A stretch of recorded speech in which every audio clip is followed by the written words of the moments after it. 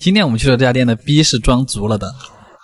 我也总算体验到了什么叫大户人家吃的豆腐。我还想问，从什么时候开始豆腐可以这么张扬了？非常夸张。而且这家店很贵，但是又巨多人去甚至周董都来打卡过这家店，所以今天必须拉上姐妹过来看一下。我发现从这儿进去开始到整个院子都是这家店，牛逼啊！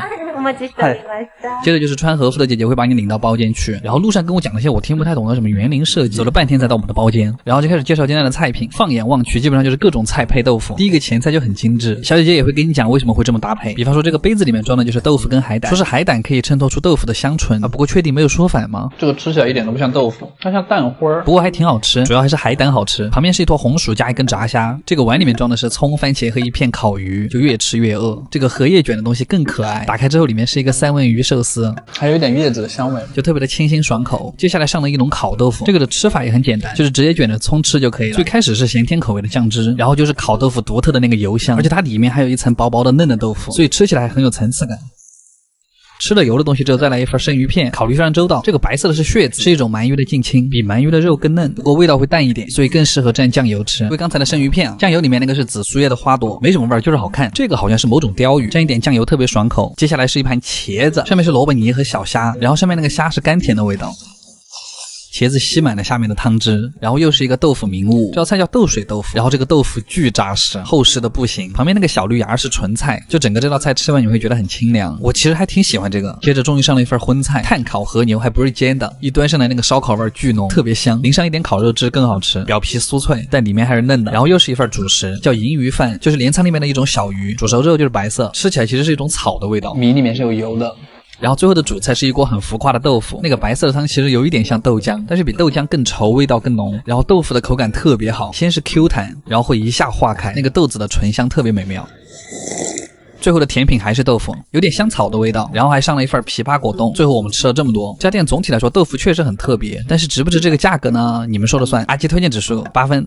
卡玩意儿，哇，真的不要再去吃什么米其林餐厅了。之前我就在想，日本为什么那么多居酒屋呀？今天我算深刻感受到了他们的魅力。这种店真的就是又好吃又便宜，还可以玩到很晚，就是不管凌晨几点，大家都很热闹。现在是日本时间晚上12点19分，给你们看一下这个点日本电车有多少人。那个大家是才下班吗？关键是这家店还这么多人，很温馨啊，有没有？就这个点了还有人给你做饭，虽然是要收费的那种。然后他家的招牌菜是五花肉卷各种东西，上来先会给你发一个番茄牛肉汤，然后直接上了一整盘薄切的牛舌，上面那个酱是芥末洋葱果酱，应该是低温烹饪的牛舌，里边其实是半生的，所以特别的嫩。吃完凉菜就开始上烤串了，先来一盘鸡肉串开个胃，是盐烤黑胡椒的那种口味，鸡胸肉串着小洋葱，非常的没有罪恶感。肉卷菜上来了，先看第一个，它是培根卷芝士青菜，它里面加的是味道比较淡的白芝士，因为培根本来就有味道了，而且里面蔬菜的汁水锁得刚刚好，就是几个味道搭配的非常合适。接下来是五花肉卷小葱，然后卷芦笋，卷紫苏叶，就它们虽然都是五花肉，但是里面菜的味道其实会被烤出来，所以口感和味道差别还是很大。我跟你们讲，这个卷芦笋巨好吃，而且它一点都不腻，第一次觉得素菜这么好吃。然后终于上了我们的第二盘肉卷菜，先来看一下这个特别优秀的金针菇，这个也在往外面滋油。有没有和我一样觉得五花肉和金针菇特别配的？然后这个小番茄是我今天最喜欢的一串，上面涂的是一层微微甜的柚子酱，而且小番茄刚好已经被烤破，炭火的气息加上香甜的酱汁，这个串味道特别丰富。接下来还是一个极品，这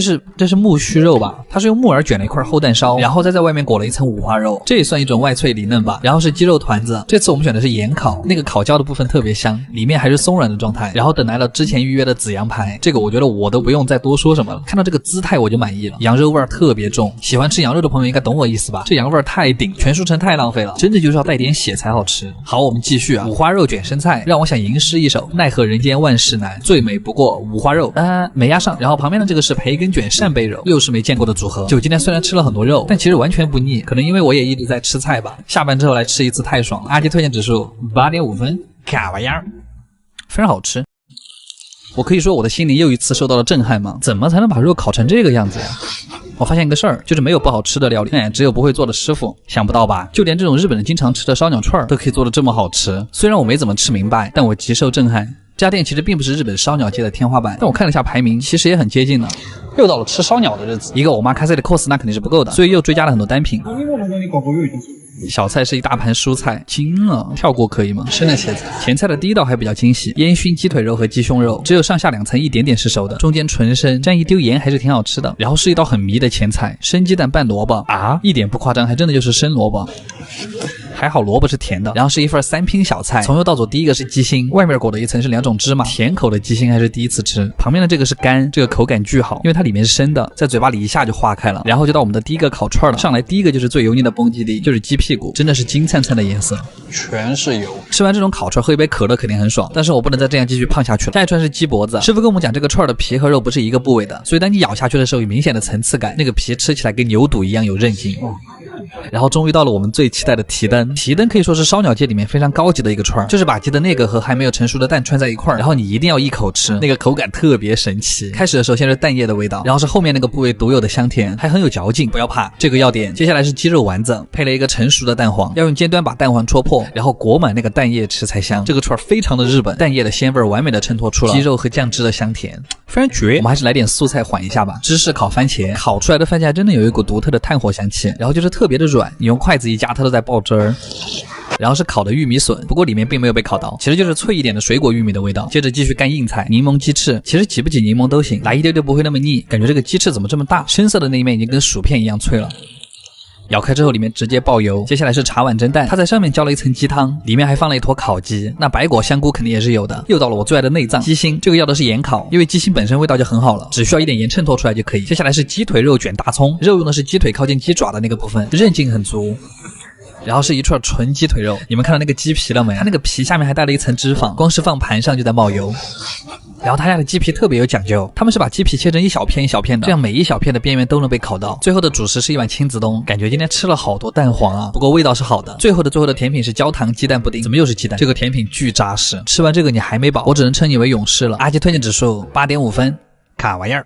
哎，请问谁会吃什么地中海料理啊？10分钟前的我如是说道，然而谁知道瞬间打脸。这种阿拉伯菜真的是越吃越上头，所以我们现在就带着探秘的心情啊，来看一下这种异域料理到底好不好吃。然后我的心中有个疑问，就是什么才算地中海料理？知道了。从还没进这家店开始，这气氛就已经有那味儿了，感觉随时都有可能站出来几个阿拉伯人开始跳舞。然后点菜就花了我们很长时间。然后第一个上了一个不知道是茶还是汤的东西，于是我抱着喝毒药的心情尝试了一口，它是很甜的花香。接着我们的第一盘就是主菜，好像是一道阿拉伯名菜，其实就是3坨酱泥蘸面包片，你可以站着吃，也可以像我一样全部挖上去一口吃。第一个就像孜然玉米土豆泥的味道，口感特别的细腻。然后这个看上去应该是麻辣味的吧，这个有点像番茄烤鱼味。最后这个还有点神奇，是蒜蓉石榴味，我只能说这是无法描述的咸甜口味。然后又是一道很奇怪的菜，里边包的其实是肉末跟炒饭，感觉又长见识了。这道没吃过的菜。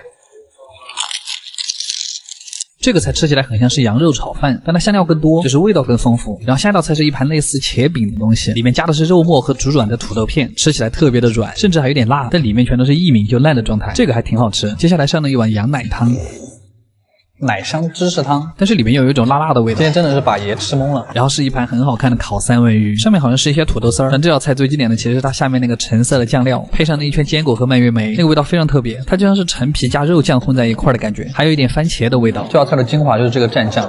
然后上了一盘香肠，这个香肠端上来的时候还在疯狂的冒油，而且它的肠衣特别的薄，吃起来就是外脆里嫩，下面的酱泥也要蘸一点。然后又是一道特别硬的菜，紫阳的羊排，这个菜怎么说呢？那个肉惊奇的嫩，羊肉味比较弱，反而是很蔬菜的味道，好吃。虽然我已经有点饱了，但我们还有一份主菜，咖喱炖牛肉，名字是我乱取了哈。这几坨牛肉已经被炖得很烂了，还是特别的软。阿拉伯人牙齿是不是不太好？然后最后的甜品果然不出意料，羊奶冰淇淋，奶味特别重，然后下面是一层曲奇一样的东西，是香醇的味道。哇，今天也算是第一次认识的地中海料理，感觉主菜部分特别好。阿基推荐指数可以给9分，非常好。看玩意儿。